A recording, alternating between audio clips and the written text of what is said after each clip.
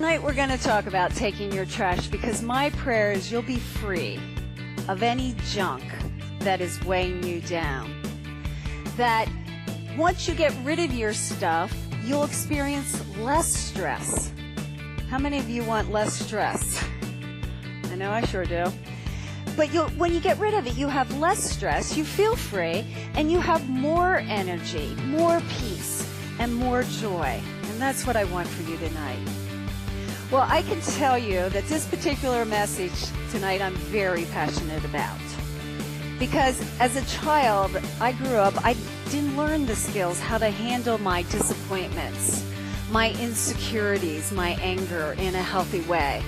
And so as a result, all those hurts and all those feelings just piled up, and they created pain and more pain in my life. And it took me years as an adult to learn how to deal with my trash in a proper way, which is what I want to share with you tonight. So I want to start out by talking about the definition of what am I talking about when I say your emotional trash. Our emotional trash is the negative thoughts, feelings, and attitudes that we allow to accumulate, build up in our hearts and minds. We ignore it, we deny them, or we dump them on other people, but we don't handle them in a proper fashion.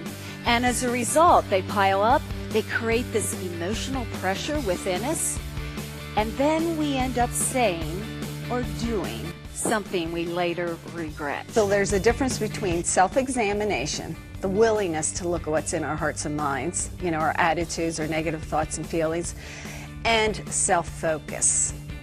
And what I'm talking about is time for self-examination, that we pay attention to our feelings, but we don't necessarily, because feelings come, feelings go.